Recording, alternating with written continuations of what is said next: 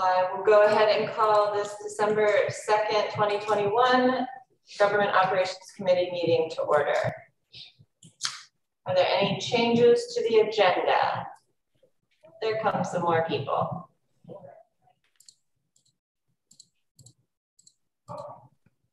All right, I don't think there's any changes to the agenda. Any comments from the public? Don't think we have any comments from the public. All right, let's go ahead and approve the minutes of November 4th. Can I have somebody move that? Leslie, seconded by Dan. Any questions or comments about the minutes? All right, let's go ahead and vote. Dan? Yes. Leslie? Yes. Mike? Yes. And I'm yes. Thank you. All right, we have a couple of advisory board appointments. To the Library Board of Trustees, Blixie Tate, who has been on the board for some time and is a wonderful asset. Term expires December 31st, 2024. And to the Ethics Advisory Board, Gretchen, oh boy, March. That's enough.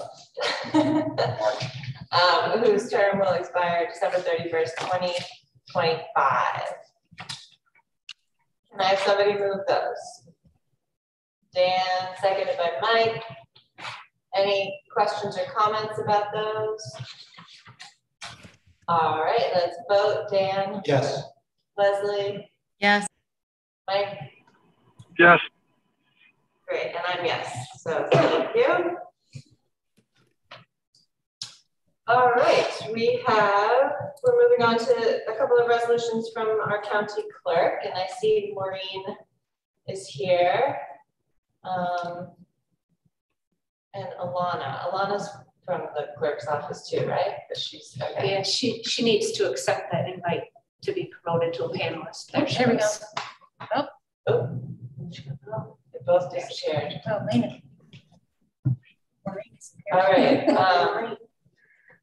Are you there, Alana? Yes, I'm here. Oh, great. Thank you. Well, we're up to your couple of resolutions. Oh, and Maureen is coming back, so hang on here.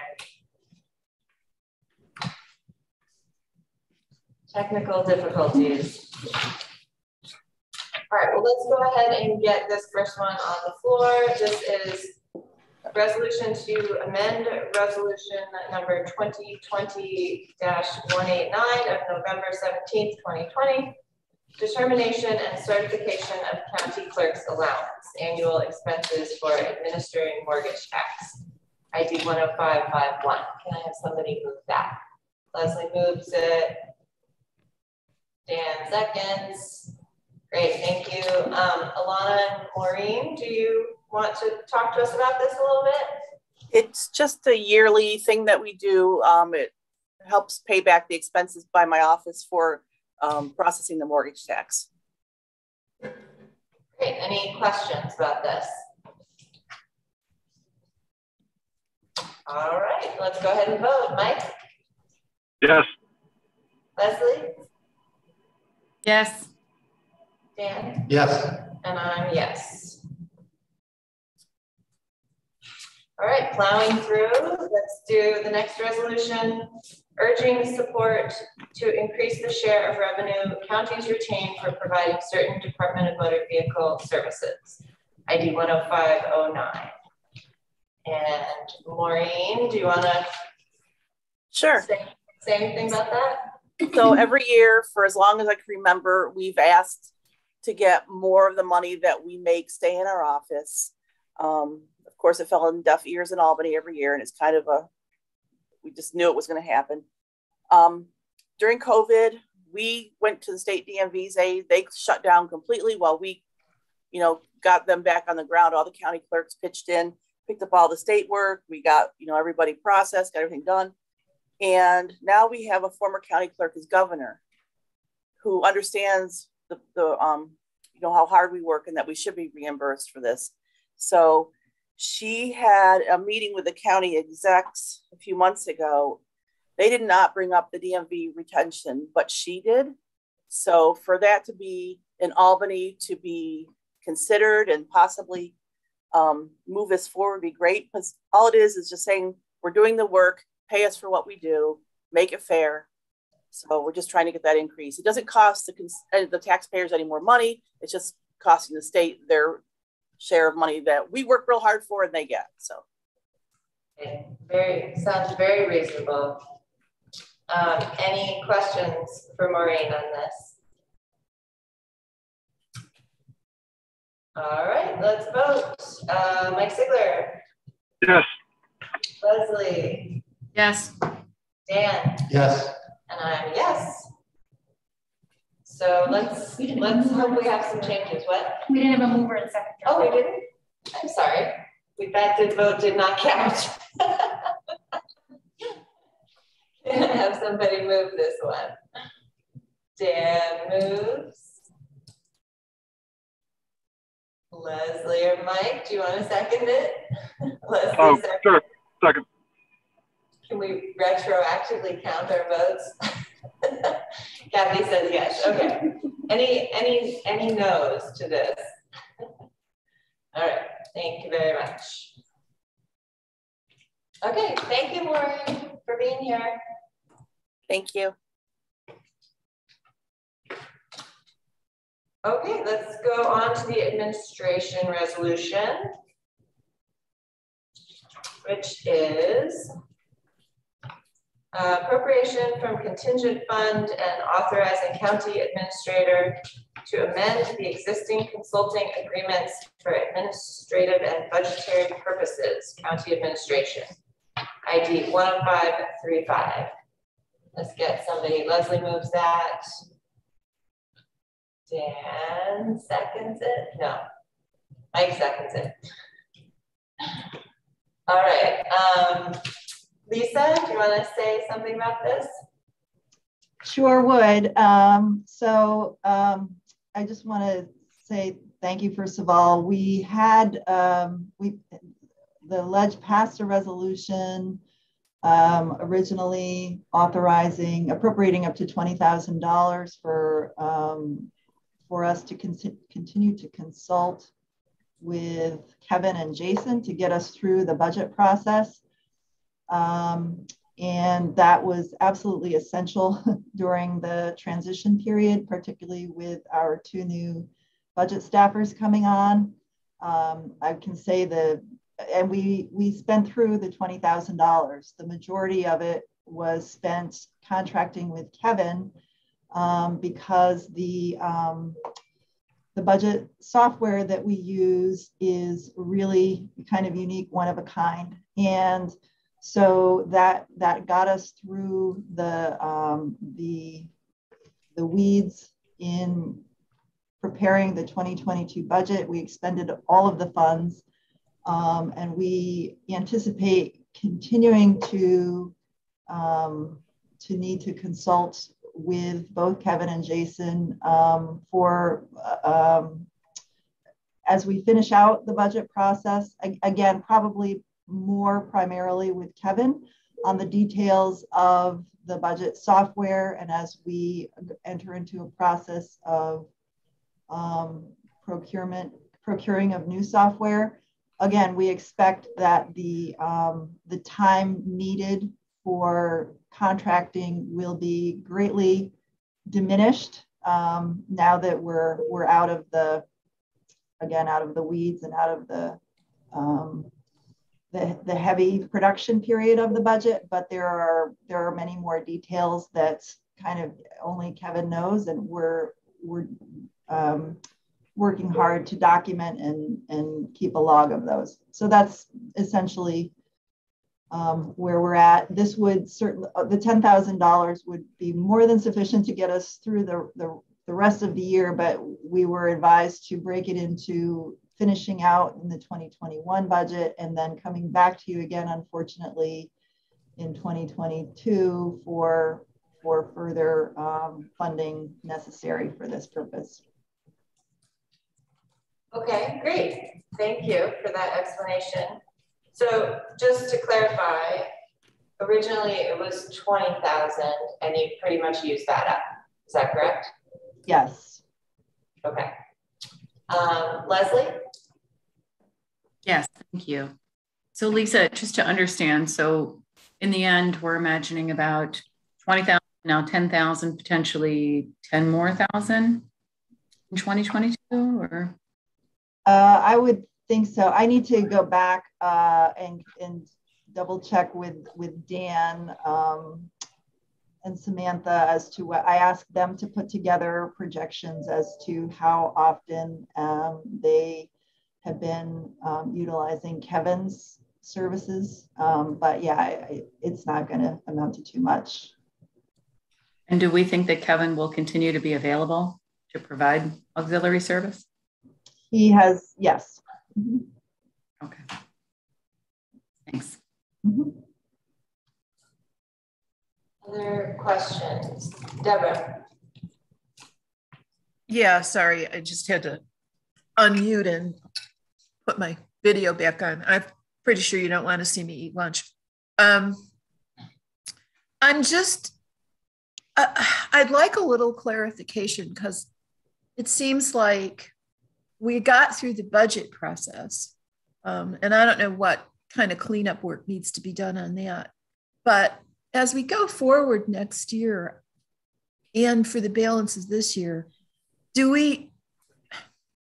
my understanding is what you're trying to do, Lisa, is get better software put in place so that we don't have this patchwork mess that Kevin had to put together on the fly.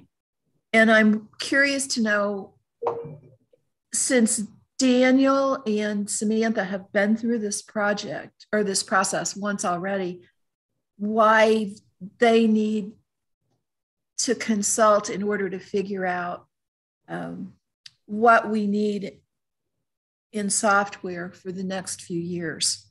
I'm not trying to be difficult. I just want to be sure that we understand what it is we're approving. Absolutely. It's a fair question. So Dan and Samantha came on in July and August. So they were involved with the budget season and the budget book production at its busiest, but probably only really a quarter of the process. The budgeting process and the software and things that need to be done happen all year round. And it's part of it is understanding the particularities of the software, and part of it is also understanding the budget cycle itself and the roles, responsibilities therein.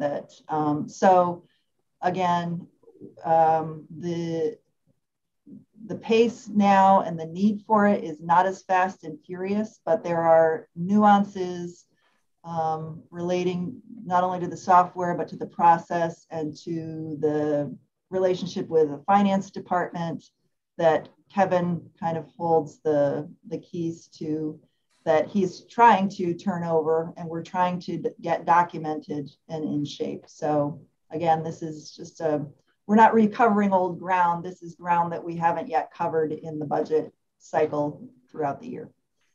Okay, so this is the part of the sausage making that we legislators don't see. Correct. Basically. Okay, thanks. Mm-hmm. Any questions?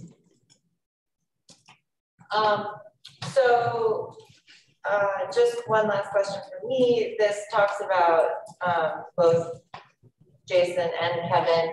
What portion of this has been used to utilize Jason's services and help? Yeah, so again, it was proportionately, I would say maybe it's been 25% or so we've been utilizing for Jason. And again, that was helping me understand through the heavy periods of the budget production, my roles and responsibilities, but also he's made himself available from time to time with union negotiations, because he started that process with, where we've been with those. So any items that were halfway done that he holds part of the story, he's been willing to consult with me on. And again, that's been less and less as we've gone on and gotten further out of the budget process. Okay, great, thank you. Sure. Anything else on this? Are we ready to vote then? We're ready to vote. Dan? Yes. Leslie? Yes. Mike? Yes. Rich? Yes. And I'm a yes. So thank you very much. And thank you, Lisa, for all your good work and getting the new folks up to speed on the budget. And I know it's a complicated process that takes some time for everybody. So thank you. Thanks. Okay. All right, let's move on to, we have numerous resolutions and discussions for under our legislature. Last month, we talked a little bit spontaneously about our committee structure for the legislature and how many committees we have, and if there's a way to sort of revamp that for next year. And while that is the final decision for what committees we have will be up to the next chair, who will be elected in January. I think Rich made a really good point last month that this committee, it's kind of under our purview, and it would be great if we had some recommendations to give to the next chair with what we think might make sense. So Rich and Leslie took copious notes last month, and I think we're gonna have a few ideas to bring forward, and Rich has his hand up, so go ahead, Rich. Thanks, Amanda. Yes, Leslie and I had a chance to talk. I put something to paper, and I would like to share it with everybody, but I felt that it could so explode, and I don't want exploding heads, that it probably takes some preface before I hit send on the email, because it's just proposals, and this choice does remain in the hands of whomever ends up as chair. So, I could certainly share it now, but it really is, I'll take the full blame on it. Leslie looked at it, but really it was my fault. But I think anybody who looks at it is going to go, this is wrong, that's wrong. No, there's so many moving parts in the committee. So, I think the nice thing about it, Rich, is that it lays out a groundwork for talking about and thinking about, what the responsibility of individual committees are. Are there some shifts that could or would be made that would be appropriate? And then to have those conversations, right? And then understanding, is there a good balance and good representation for the work that's being done? So I think it's a really great step to think about these things. And it's talking about them topically, not by their current committee names, right? It looks at the function of a committee and who reports to those committees and what their official purview is based in the work that the county legislature is mandated to do. And then from that vantage, think about how the committees are built and with, what we'll be looking at for the next 4 years. That's all. Yeah. Yeah, and I think we're all understanding that this is a discussion, and hopefully people's heads won't explode too much.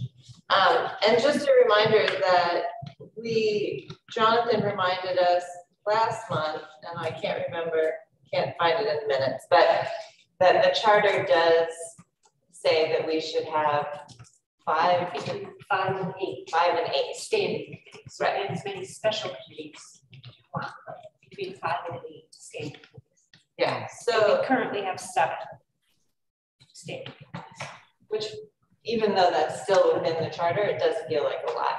But do you want to go ahead? How do you want to do this, Rich? Do you want to share a screen? Do you want to just sort of run through, or? Yeah, if I can share a screen, that might be just the right way to do it. Let's see. Guys have buckets for exploding heads. Yeah, buckets Yes. for exploding heads. Okay. Yeah, hold on to your heads here. Hold A it. lot of build up, Rich. A lot of build. This better be good. Do you see draft proposed 22 standing committees? Yes. Okay. Why don't I just let you read the introduction right there? You even wrote an introduction. You're so formal.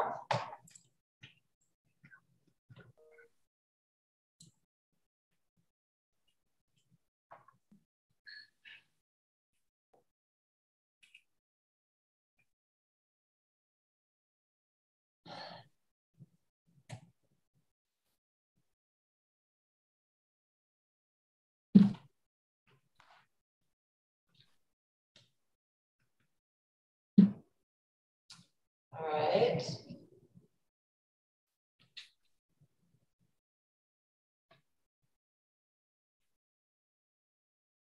So we're going to have to divide ourselves into thirds, but yeah, we'll figure that out. All right. So here's the first one is finance. And what I did, again, you know, let's have an argument, but I took the personnel functions out of budget. And so that what finance would really look at is money issues, just that, and allow focus there. One thing I added that I don't think we're doing now is some look at results-based accountability. You know, we're doing a lot of work internally to document and to measure, but we're not taking any steps really to say, okay, this is really working, this area isn't. And should we be spending money on it, which is a hard thing to think about, but we, you know, that's really part of our job. And I would put that higher on the list, and that would be a function of the budget committee or finance. So there's that element. Do you want to talk about this, or do you want to see the rest of them? Why don't you show us the rest of them, and then we'll see how many heads have exploded. Okay. And just so you guys saw the one sentence that preceded all of this, which is there aren't titles to these committees to date. There are more areas. And so that comes later.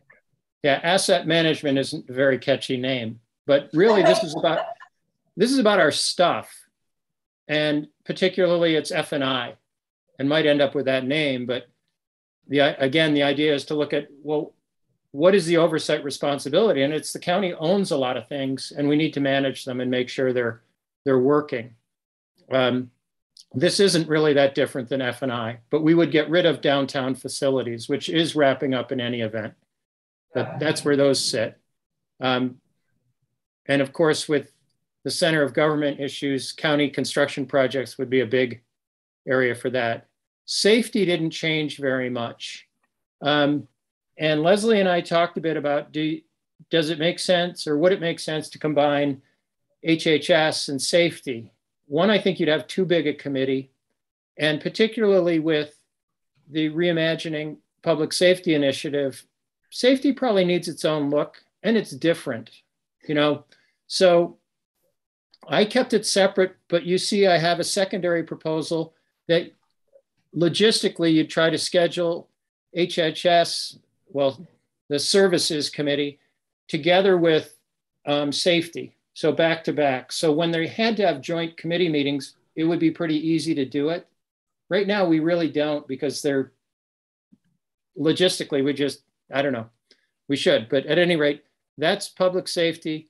And then this one is services. And the idea is you look at outward facing services that we provide to the public, in that sense, like we're a business, and oversight of how are we doing in providing those services. And it's got a lot of stuff in it. The one I didn't put in, and probably should be there, is the DMV, because that is very public facing. But we'll see that in government in a little bit. Then a planning committee. And this combines HED and Peak and perhaps some of Tiger. And so this is what would sit in planning.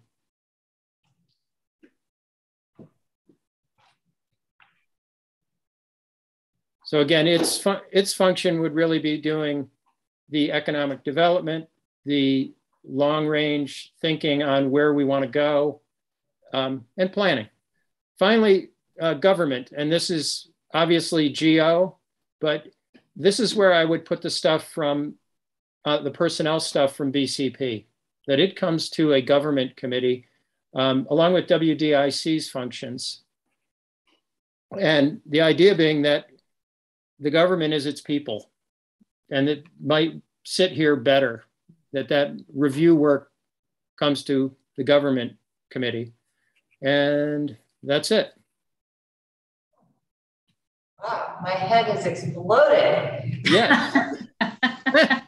Well, it should, because this is really rethinking a lot of what we've had just as we've kind of gone by, well, that's what we did last year, so we'll do it again.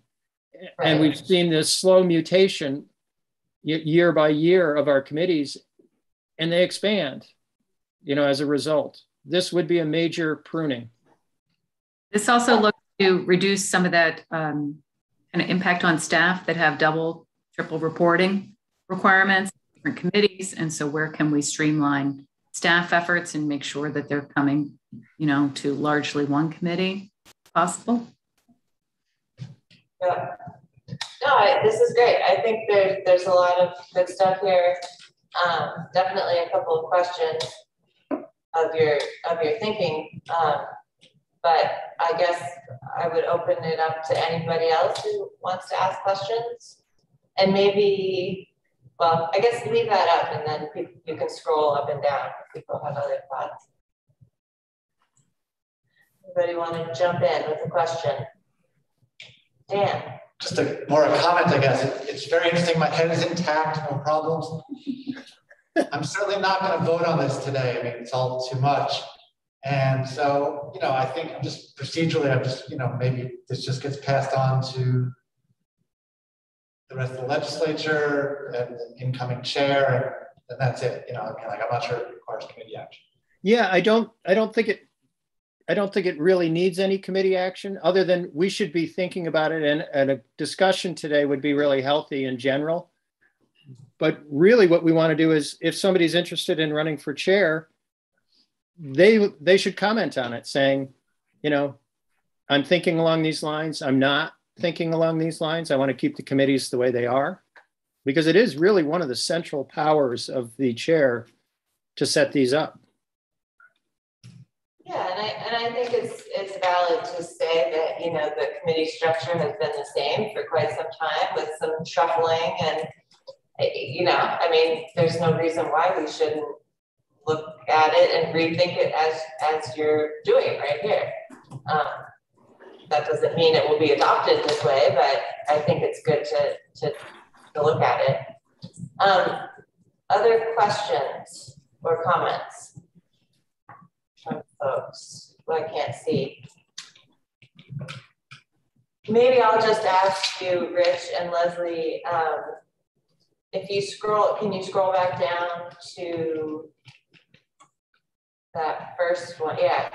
Why, just a couple of questions about your thought process. Why did you put mega under finances? I debated whether that's asset management or finances, but I came down on that side because it's a thing where we write checks and we're doing an analysis. Is this working financially for us or not? But you could leave it in F&I. But that was my thinking. Right. Well, and the same thing with the health insurance. It's money. Right. But currently Mega is under GO. And I think that's just because Jonathan has been the person sort of dealing with that. And my understanding was that Terry Carroll is going to be sort of taking over like looking at that. So anyway, just throwing that out there. Yeah, well, traditionally GO has been considered the best committee. So of course, everybody wanted to report here. Yeah. I mean, all the good stuff is at GO. But then my other question was farther down in your revamped GO, I think you had the airport. Yes. Why did you put the airport there? Because I put the enterprise funds there. And if you see Department of Recycling and Materials Management, I put there, right, as well as, oh, you know what? I meant to put TCHC there as well. I was thinking that these are governmental operations, the airport and recycling. But again, argue, you know, they could go elsewhere, and they have, but yeah, you could put airport in services and recycling and services. I let them fall here. Yeah, I mean, it's tricky just because, particularly with recycling, the issues that they're working on, well, at least from what I see, is when they come to peak, it's more about the recycling and the reuse and the, you know, plastics issues and all of that, which are not really, like, they're more relevant to what peak currently talks about. But in terms of, you know, in terms of like their as an enterprise fund, I mean, I'm not sure there's much that we ever talk about sort of the business side of it. So I'm not sure what they would come to talk to us about. I mean, from that standpoint, I guess you could put them in finance. You know, it's a business, but yeah, drop them where you think they should go. Yeah.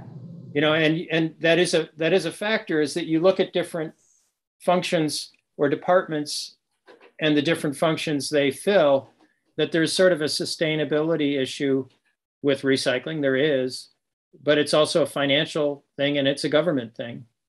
You know, we look at it, we put it in a department and we end up looking at it one way because of the focus of that committee rather than holistically sometimes. And I don't know if that's best.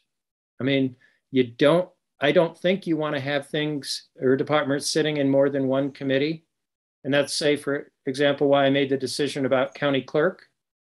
But maybe, you know, maybe DMV should be in services because it's so outward facing. Yeah, it's tricky. Certainly some, not all, but some departments have multiple functions that are primary to operate. And so depending on the particular task or service that we're looking at or function, and even the timing, right? A certain time we could be focused more on guest services for a few years for DMV, but later on we could be thinking more about, you know, some of what we've been discussing with regard to funding, particularly. Yeah. You know, one thing this would do is it would reduce our seats on committees. Right now we're at 3.5 roughly. This would go down to 2 1/3. So we'd be on fewer committees for better and worse. Yeah. So what do you have here? 5 or 6? 6. 6. Okay. So yeah. I did want to bring up for further discussion workforce diversity and inclusion and the sort of confusion of that and whether it should be its own standing committee with only legislators on it, or if it should sort of continue in this manner of an advisory committee. And you know, obviously we want more input from the folks who have participated more in that. And Henry, who's currently the chair, I know is invested. But just for folks who are here, and particularly, I don't know, Kathy and Brittany, if you, in terms of making life easier for in terms of staffing, would it is it okay to sort of leave it as is, or would you recommend it being its own legislator committee? Well, WDIC met yesterday afternoon, actually, and there was a motion made at that meeting that it continue as is. Okay. Either monthly or I think they They want monthly. Okay. Back to monthly meetings. Because they knew we were having this discussion. You know, I don't know. I don't know. That's a good question. Leslin made the motion, seconded by Larry Roberts. Yeah, WDIC is tricky because it's in this twilight zone between being a committee and not a committee. And Deborah is with us, I see. She might comment on how she thinks it's worked in terms of having it reporting through BCP. I don't mean to put you on the spot, but. Rich, could you stop sharing your screen? Yeah. Thank you. And I think Henry just joined us. Mm-hmm. But Deborah, yeah, from my perspective, I really can't speak to how that's perceived by Henry as chair of WDIC and the people on WDIC, because, I know that in the past, I had spoken with Annie about this. I know in the past, there was some frustration when WDIC would bring something to BCP and BCP would say, no, you can't do that. I don't really feel that BCP has exercised any veto power over WDIC this year. I guess my main question about WDIC is, should it be its own committee and not have to run everything it does through another committee, whether that be BCP or GO? I guess that's the main question. And if in fact it's not a legislative committee, it's rather an advisory board, why are we forcing our clerk staff to staff it? I mean, I think that's one of the tensions with this situation, because I know that it adds to the burden of Kathy and her staff. But if it's going to be a legislative committee, then it would have to be legislators and not the mix that it is now. It's just kind of its own animal. And I don't have a lot of feeling for how well it's functioning. I view BCP's role as to provide any help that WDIC might need to implement its initiatives. But beyond that, it's just in this twilight zone.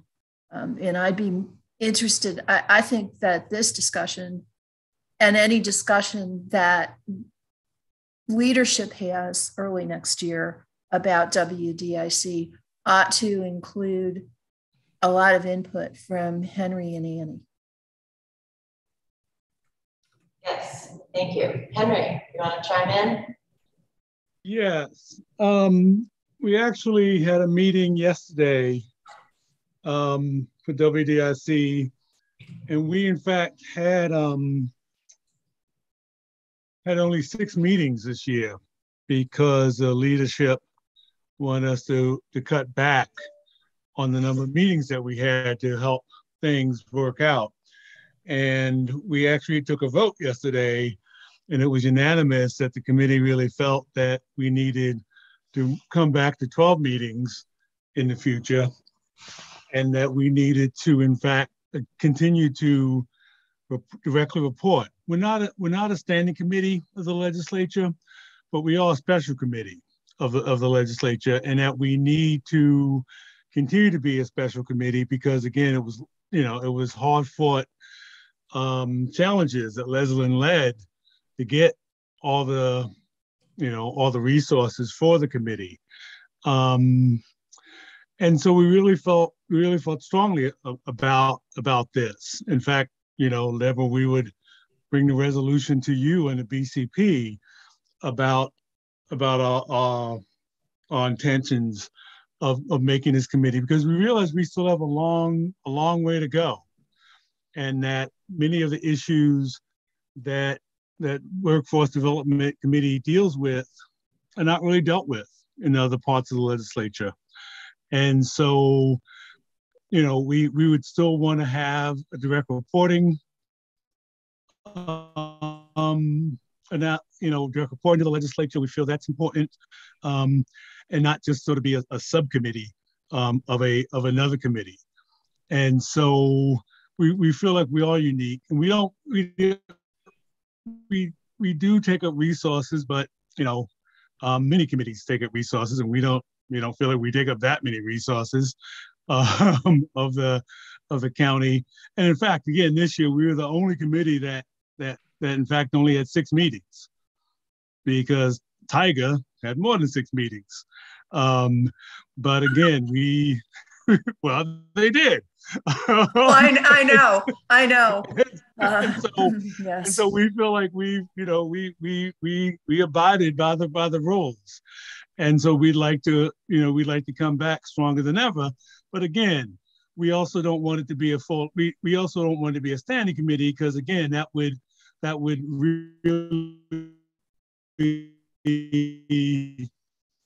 sort of undercut the the broadness of the committee by having staff, other people, outsiders to give really their opinion about what's going on in this world. And so we feel like we're somewhat unique, and that we should be maintained that way. You still want to be a unicorn? Yes, we still want to be a unicorn. Thanks, Henry. So technically, actually, you're not a special committee. It's an advisory board.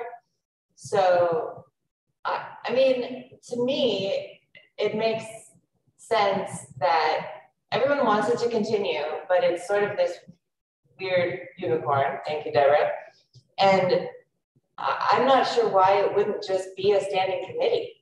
And I know you want, there's other participants and people from outside of the legislature, but there's no reason that they all couldn't still come and participate and work the way department heads do. Yeah, the way department heads do. They wouldn't have a vote, but then there would be this autonomy to bring resolutions or have a clearer path to the full legislature. And I think it might make the group feel more empowered. I don't know. Maybe I'm wrong.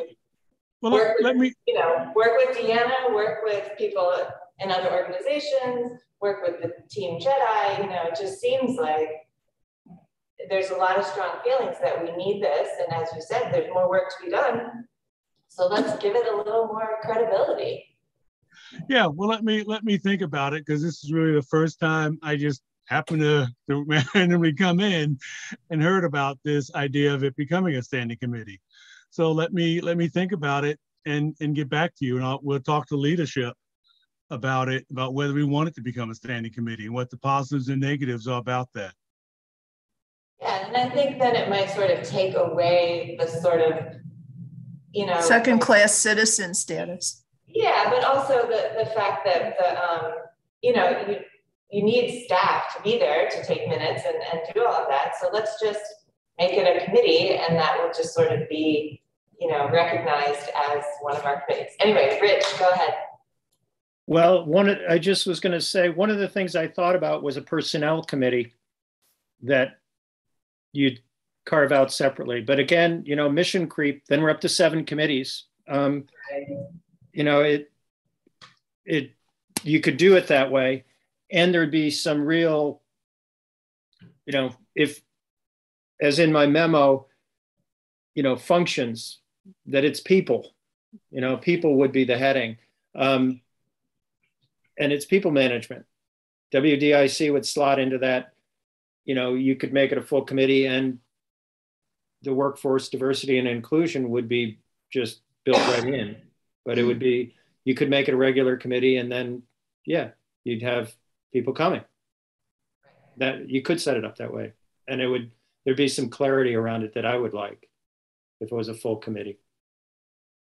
Thanks. Thank you. Deborah?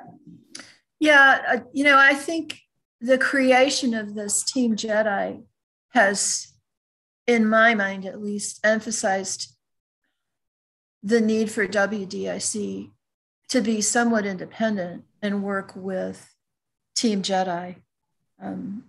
But more to the point, I'm not sure it's that easy as saying, well, this is all people stuff. Because there's the people stuff that has to do with money and the budget and the impact it's going to have on the budget and how much should we be paying people. And then on the other hand, there's this whole kind of squishy, touchy-feely part of it that has to do with equity and inclusion and how people are perceiving they're treated. And, are we really making space for everyone and treating them equally? I mean, that stuff is totally separate in my mind from the impact that compensation and staffing numbers have on our budget.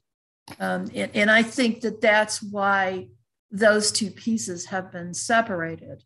But if I could introduce yet another topic, I am concerned with all of the stuff you've put into planning, Rich.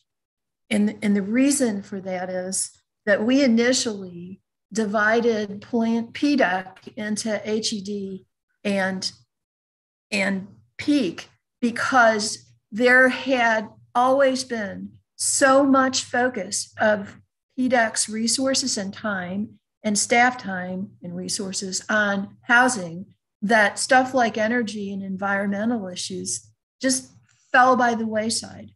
And so I think putting all of that stuff that you've put in planning back into planning is going to leave us in the same situation. Housing tends to eclipse everything else at times. And Leslie's familiar with this too.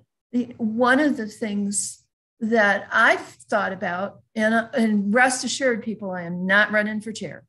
One of the things that, thank heavens. Yeah, really, you guys dodged a bullet there. But one of the things that I've been thinking about, having been in both PDEC and PEAK and sat in on HED meetings, is that so much of the focus of our housing effort is on affordability at the workforce and low income levels. And their HSC has produced this continuum of care plan. To me, housing, insofar as we're concerned with it, really belongs in HHS because that's where continuum of care goes. That's where we deal with issues of low income housing and housing choice vouchers and supportive housing and transitional housing. I'm just really afraid that all the stuff that you would like to put into planning is going to mean that committee should be meeting weekly if it's going to pay attention to everything it's responsible. Okay, certainly helping people to get housed is a service. It's a government service, so it could go in services. But not all services are oriented towards the same set of needs. Right. Well, if you look at services, they're pretty broad. They go all over the place, and that might be an objection to that allocation of, for that committee.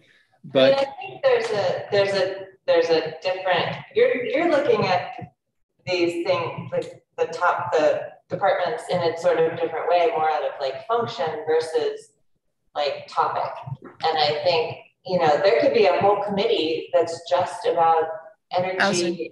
And there could be a whole housing committee. There could be a whole energy and climate change committee, and obviously. Well, that's essentially that's why we have advisory boards. Well, yeah. Right. And so I would tell you part.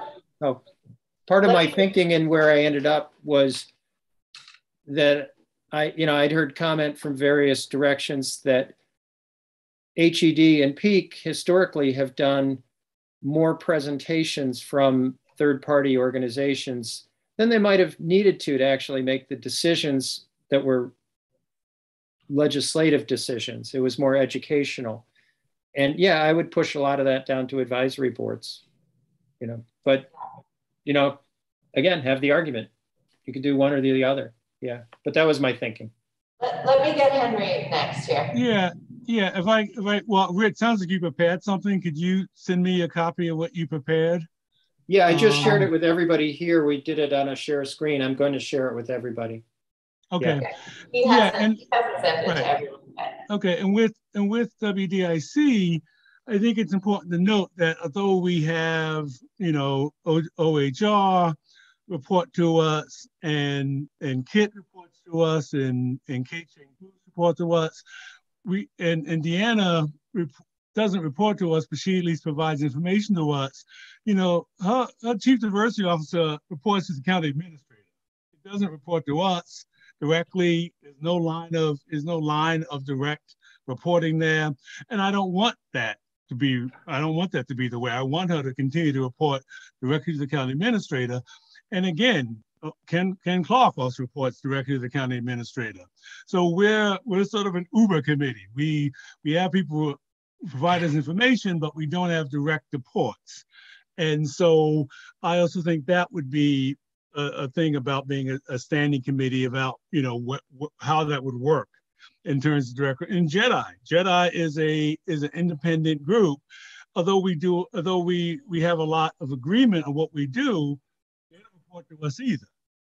And so I think that also has to be a nimble situation of how we deal with that information, those lines of authority. In terms of the AGD peak stuff, I also think that that also the tourism is an issue, and I know that in fact tourism used to be with peak, but it would dominate the time, and so I think that we can maybe shift things around, but again, I think the volume is just enough there that there's more things going on in the world. And so maybe we need more committees as opposed to fewer committees. And maybe we need, or maybe we need committees that don't meet every month, but again, that's just my opinion. Yeah, thank you. I would just respond, like, all of our committees, the department heads don't they report in to us and tell us what they're doing, but Jay Franklin, we're not Jay Franklin's boss. He still reports to the county administrator, as well as I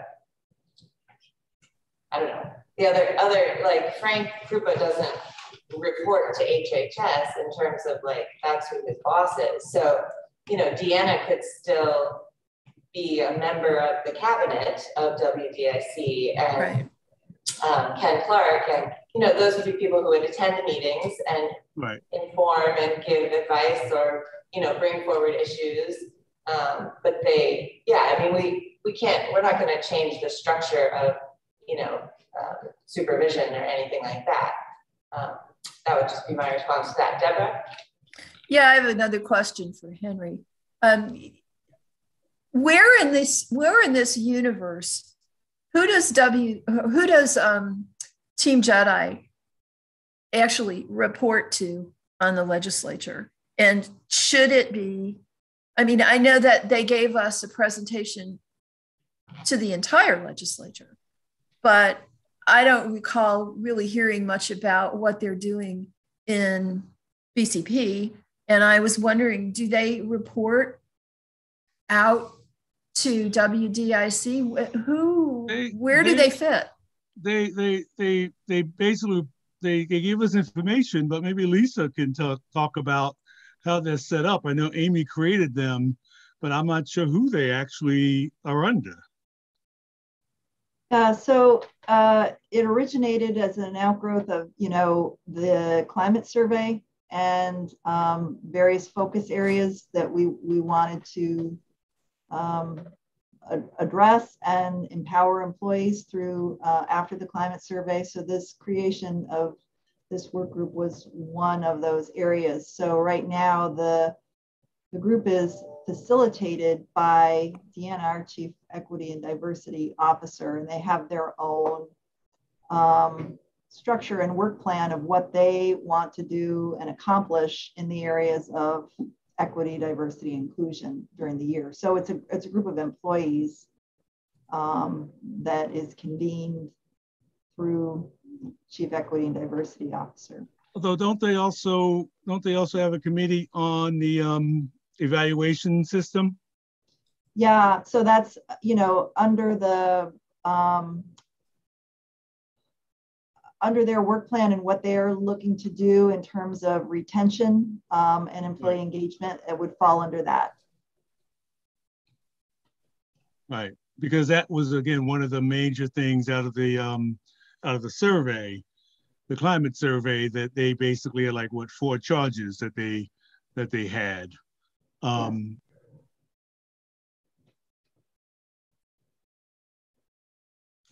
So the answer is there is no formal reporting structure to the legislature, but it's a function under county admin under diversity, equity, and inclusion. Okay, thank you for clarifying. All right, this is all very good and informative. Deborah, do you still have your hand up? Oh no, it's an old hand. Just like the rest of me. I mean, I think this is really great, and I think it's good to rethink. I worry a little bit about Rich sending out the document that will stir up a massive email storm. Yeah, let's not go there. What would be helpful as far as just fairness, though, to make sure that everybody sees? Yeah. Brainstorm. I would say it's a brainstorm document for potential ways of rethinking. That's what it really is. I think if you couch it enough, you can just say, look. Do not read unless you've read this preface. Do not move forward. Yes. This is one member's ideas. Right. No, 2 members' ideas. Yeah. Yep. We spent some time thinking about it, but it's a good jump point for folks that are used to thinking about all these committees. And there are a lot of committees, and there's going to be a lot of work to do next year for all y'all. So good luck. Thanks, what Leslie. will work best. Yeah. Amanda? Have a nice life. Order. Yeah, Amanda, why don't I write a preface and send it to you, and you can send it out. And my preface will say, blame Amanda. Yes. Okay. No, why don't you do that, Rich? Send it to me, and I will reference this meeting and this discussion. I think if people want to comment on it, they should come back and watch this discussion and understand that this is just a discussion that, I think is really informative, and I don't want to put this out there and say everybody should email back and give your thoughts. It really was just another way of, looking at it. And we can certainly have another discussion about this at the next GO, because it will be, I think it's right, well, we're the first Thursday of the month, which I think we will have had January 6th. So we will have had our organizational meeting. So hopefully we will have a new chair, but obviously there'll still be time for the new leadership to be thinking about committees. So we can continue this discussion at that point. And whoever's the new chair, we should have them come and be a part of a discussion. So thank you, Rich and Leslie, for working on this and trying to, shake things up. I think it's good. Any last thoughts or comments before we move on? All right, great. Thank you all. Phew.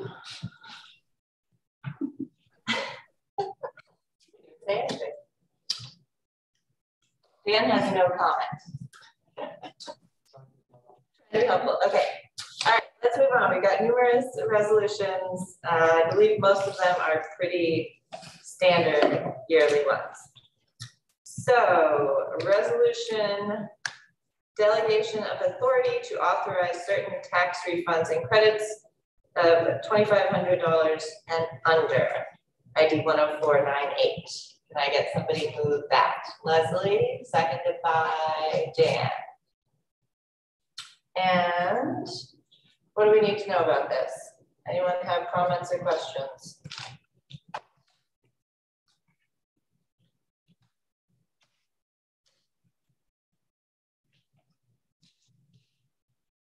All right, ready to vote?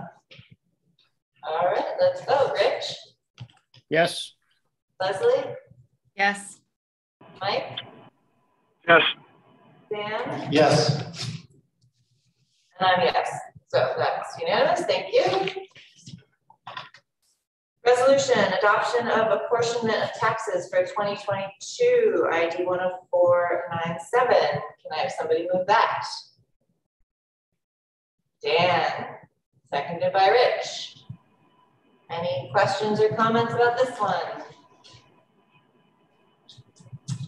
All right, ready to vote. Mike Sigler. Yes. Leslie. Yes. Rich. Yes. Dan. Yes. And I'm a yes. So that passes. Thank you. Resolution return school taxes, ID 10496. Somebody move that. Dan moves, Rich seconds. Questions, comments? Another one that we do every year. All right, let's vote. Rich? Yes. Leslie? Yes. Mike? Yes. Dan? Yes. Yes. Thank you. Resolution return village taxes, ID 10495. Moved by Leslie, seconded by Dan. Any questions on this one? Comments? All right, let's vote. Rich? Yes. Mike? Yes. Leslie? Yes. Dan? Yes. Yes. Love it, plowing through. All right, date of 2022 organizational meeting, ID 10477. Somebody move that. Dan, seconded by Mike Sigler. And that date will be Tuesday, January 4th at 5:30. That will be the beginning the beginning of our new year. Any other questions, comments? All right, let's vote. Mike? Yes. Rich? Yes. Leslie? Yes. Dan? Yes. Yes. All right, resolution establishing 2022 meeting dates, 10479. Somebody move that. Dan move, seconded by anyone want to second the dates? Rich, seconds. Questions or comments about this? Dan always wants to talk about this one, so he's gonna go. Just want to mention that the last few years we've been taking off one meeting, I think in August every year, maybe July one year, and that we can do that at a later time. I just want to say that the idea didn't die. It's just we don't have to do it today. That's a good point. When would we remember to do that? I mean, anytime at the beginning of the year, we want the new people involved in that discussion as well. We want to have the administrator involved. Okay. Kind of plan it out. Okay. Kathy? This resolution will be considered at the organizational meeting January 4th. Okay. will come forward to the legislature. Okay. So could consider it now. Amanda? Hang on one second, Rich. So we also usually move the first November meeting because of the election. The election is November 8th in 2022. Really? We were surprised by that as well. Yes. Interesting. Okay. Well, that works. Thank you. Rich? Would you entertain a motion to cancel the August 2nd meeting? I think that's the meeting that we have not done. Dan. No, I'm not second. Sorry. Okay. I would entertain a motion, but let me see if there's a second. Okay. Nobody's seconding. Leslie, you want a second? Sure. Okay. Dan? So the reason I think we shouldn't vote on that today is because we want to take some other things into account. We want to think about the budget process. We want to talk to the county administrator. We want to talk to about the foreclosure auction. I mean, there's some things we just want to take into account. Probably a department head meeting should happen when that idea is floated. So that's my recommendation. It's just the way we want. Okay, that's fine. I'm not pushing hard on it, but my understanding was it was an aid to the department heads because they're all running around on budget stuff in the beginning of August. I think that is the case, but I think Dan's right that in the past we have asked anybody if there was a problem, particularly Rick Snyder. So it might make sense to wait. Dan, did you have something else? No, I guess I'm good. Well, so do we want to delegate somebody to make the rounds and ask so we're informed at the organizational meeting?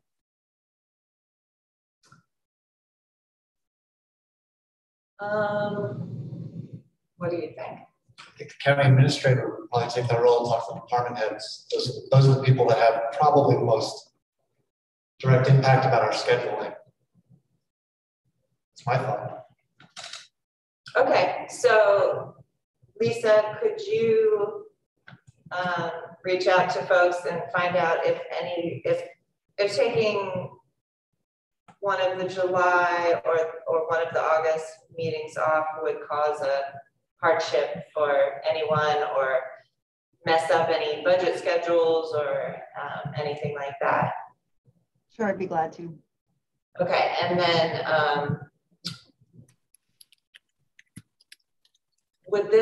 Kathy, would this go on the consent agenda? No, probably. I mean, it could, but I think there's going to be discussion. I would. Yeah. Okay, that makes sense. Yeah. So I'm sorry, I do have a few more thoughts because I wasn't ready to do this. So one of the factors we take into account that we can take into account is whether eliminating a meeting means there's 4 weeks between meetings or 5 weeks between meetings. I think the general consensus has been 5 weeks is probably too long. So quickly looking at it, seems like it's okay. The other thing is at least 1 year, maybe 2 years, the meeting we canceled was the first one in July to make a long 4th of July weekend. We didn't do it this past time. I think something to do with what day of the week it came out on. Just really quickly looking at this.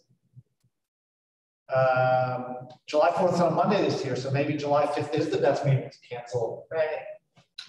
Because people will have Monday off, and then this would be one less meeting that week. That suggestion is friendly to the mover. But like I said, I just feel like there's a whole bunch of factors that, we shouldn't just decide on one factor. We kind of need to look at all what that yes. Okay. I will withdraw my motion. Okay. And Lisa will get back to us let's plan that at the organizational meeting, if you have other thoughts or questions or concerns, then we can bring those up to discuss at that time, and Lisa will have further information for us at that meeting. Okay.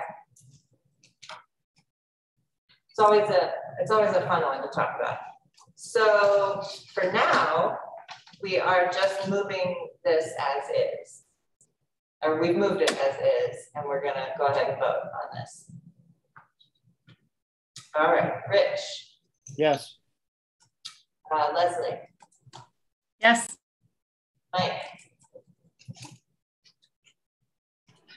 Yes. Yes. And I'm a yes. And Kathy is not going to put that on consent. Okay. Great.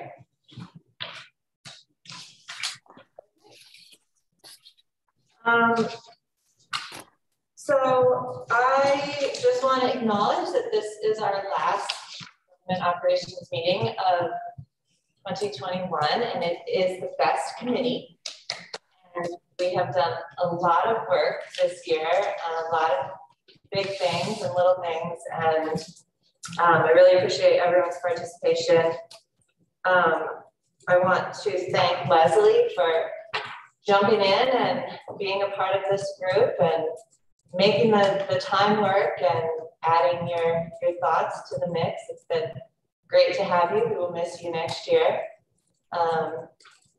And I also want to thank Jonathan Wood, who has been with the county for a very, very long time and advising us on many things. And you've been coming to GO forever, probably.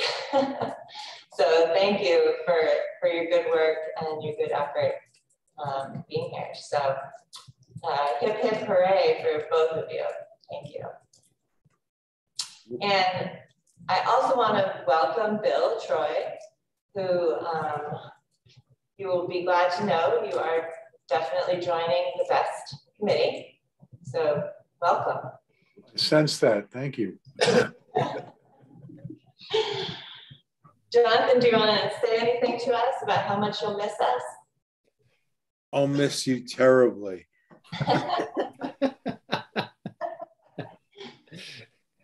Well, Amanda, if I could chip in on the year in review, I think we have accomplished some good things this year. Certainly the revision of the rules and the review of policies. You know, we've done a lot of work that has been sitting fallow for a long time, and it's kind of boring, you know, work that you tend to want to put aside, but we dug in and got it done, which I think is really good, and good leadership on that, Amanda. Thank you. And I guess I would just also say I really appreciate that, you know, we've had some really good discussions, but we've had some laughs, and people are respectful of other viewpoints, and you know, doesn't have to be contentious. We can just all get along. So I appreciate all of you. Thank you for your work this year. But back to business. Lisa, you emailed me a little bit ago, and I sort of scanned your email that was related to Jay Franklin. I don't know if that's something that you want to say more about right now? Sure. I was planning maybe under my update to cover that. Shall I just jump right in then? Well, you're next, so go for it. Awesome. Thank you. And I agree. Thank you all for the work that this committee's done over the year. It's been great. Great to see the policies being updated. Hope to get back to more of that, and the committee restructuring is an important discussion. I appreciate you all for taking it on. From a few brief updates from administration, just quickly on the COVID front, and we'll be sending you an email update. We currently have locally 5 hospitalizations, around 210 active COVID cases. And right now the health department has been focusing on clinics for vaccinations for 5 to 11-year-olds. They're in the midst of doing the second dose of those clinics. They'll have more. Today's Thursday, Friday and Saturday of this week, and finishing up next week on those.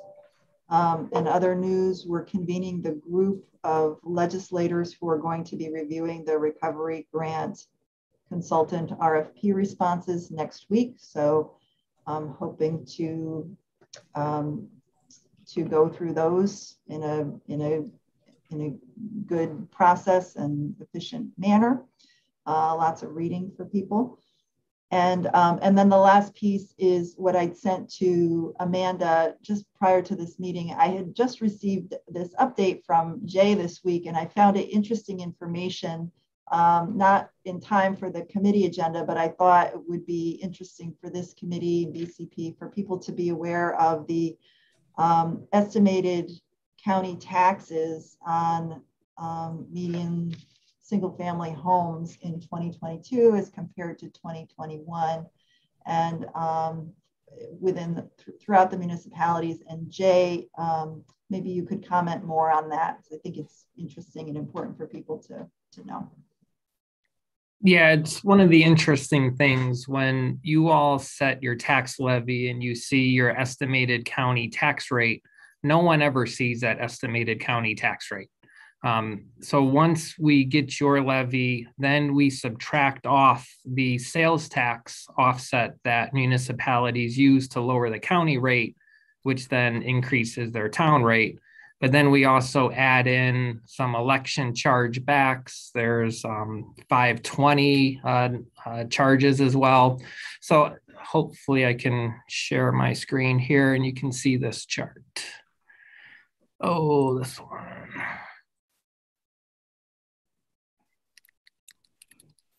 Can everyone see that window? Everyone? Anyone? Yes. Okay. Yep. So here you'll be able to see, and I brought the 2020 county rate in here as well. So for Caroline, it was 3.26. When sales tax was hit with in 2020 with COVID, they weren't able to use as much to offset their county tax rate. So their rate jumped more significantly than municipalities that don't use the sales off to offset the county rate. So you see Caroline's tax rate actually went up about, was that 68 cents from 20 to 21. But if you were in Cayuga Heights or the town of Ithaca, where they don't use their sales tax money, the tax rate actually went down. Now for 2022, with a healthy sales tax, again, those municipalities are able to put more money to offset the county tax rate, which then drops it even more. So Caroline's county tax rate will go from 394 down to 268.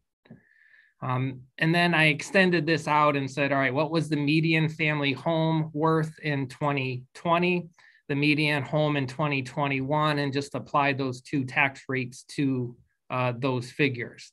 So as you see, the municipalities that use sales tax money to offset the county rate will see a pretty significant reduction in their county taxes. I would assume that the municipalities that don't use sales tax money to offset the county rate will hopefully see a corresponding reduction in the town rate, since they now have more sales tax money to spend. So I'm still waiting for municipalities to supply their tax info to me, so I don't have that. But hopefully in January, I'll be able to give you the full picture of what the town and county tax rates look like combined. I don't like looking at just one at a time because of that sales tax offset. You know, whether the sales tax money is in the county offset or the town offset, it's still left pocket, right pocket money in my mind. It's going to come out one way or the other to the county or to the town. But along with that, I'll also have my 15-year report on how town levies have changed since, I think 2004 was the first year I started doing that, and how the county levies have changed. But I think it was just kind of interesting to see how significant a reduction in taxes would be, assuming your assessment tracked along with the median assessment.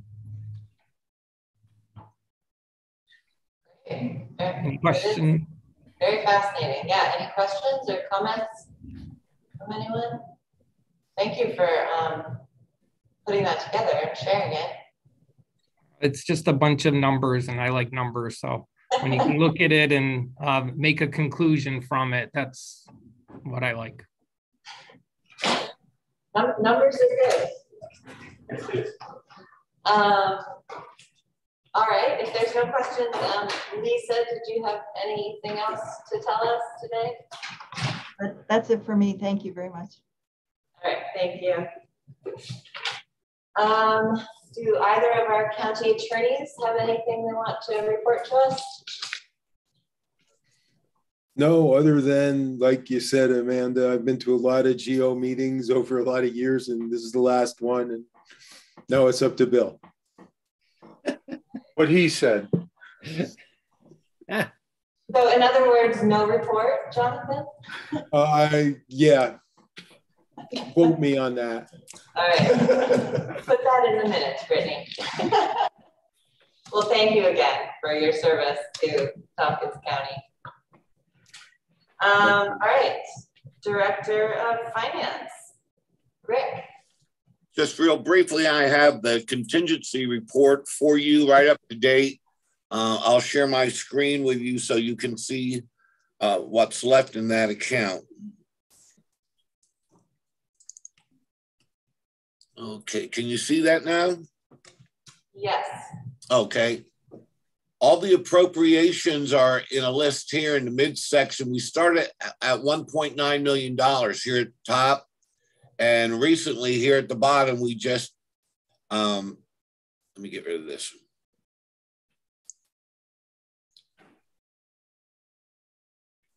We just added $1.6 million by legislative resolution. So that comes to a total of $3.5 million that we made available in contingent funds this year, of which we spent $2.5 million. That's the sum total of all these resolutions. The most expensive ones recently were placement pay and terminal pay at the Sheriff's Department and at Department of Emergency Response. Well over $600,000 for just those two departments. So that brings our total appropriations up to $2.5 million, which means we have a little over $1 million remaining at this point in the fiscal year. And as you know, we'll be doing contingency fund resolutions well into January and February. So we're hoping that this amount will last. So that brings you up to date on the contingent fund, and I'll answer any questions you might have on that or anything else you'd like to ask. Thank you. Any questions for Rick? I guess if you could stop sharing. There we go. Rich is waving his hand. Yeah, actually, this reminded me, I have a question for Jay. We had funded positions to make sure we were able to try to get to a full assessment. And I'm wondering how's that proceeding or proceeded? Yeah, starting in October, we were able to hire David Ogden, that you may recognize, and Ezra Nakornthab to fill those assistant real property appraisers. I do still have one appraiser position that I've held off, but I'm gonna advertise that starting at the beginning of the year. We had two people who we were gonna offer the job for that backed out before we could offer. 4 people declined an interview. So I didn't feel we had a big enough pool to hire another person when we already hired 2 from that pool. So I'm hoping to go, but as of yesterday, we've made 22,215 changes in assessment. We still have more to go. So this will probably be our biggest year since 2008 when we went back to a full value assessment. But as for now, for staffing, we'll be good to go to manage this. So this worked? Yes, so Thanks. far, knock on Very wood. good news. Okay, thanks. All right, great, thank you. Questions for Rick or anything else? All right, thank you so much, Rick. Okay, thank you. Communications Director, Dominic is here. How are you today? I'm doing all right. Thanks, everyone. I don't have too many updates that you haven't already heard. In previous months, COVID-19 communications are still in pretty full swing, especially with the new variant and booster doses and the 5 to 11 clinics. So you'll see hopefully a few public releases over the next few weeks regarding developments in those areas. Also doing quite a bit on reimagining public safety. We had a successful forum with the mental health department, sheriff's office, and IPD on how law enforcement and mental health currently respond to crises in the community. That was well attended, and we got some great questions there. So those things are moving along. The email newsletter system that the legislature supported continues to grow, and more departments are using that, which has been great. We will hopefully be kicking off the highway and bridge construction updates newsletter early next year. That was one of the ones people were most interested in. So I'm excited to get some notes out through that particular list. I'm working with Highway Department on that. And regarding the branding guidelines that we've looked at, I have been working with a few different departments on utilizing the branding guidelines for their own sort of development of a logo or brand and letterhead for their departments. So it's been really great to be able to use that as a tool to guide through that process. And I expect more updates on those either later this month or earlier in the next year. So all of those areas are going well, and happy to answer any questions from folks. Thank you. Any questions for Dominic? All right, well, thank you again for your good work this year, and any updates or things that committee members want to bring up today? All right, there is a budget transfer for just for reference, and thank you all. It's been real. See you on December 6th, most of you. Thanks. We're adjourned. Do I have to officially say that? Yes. All right.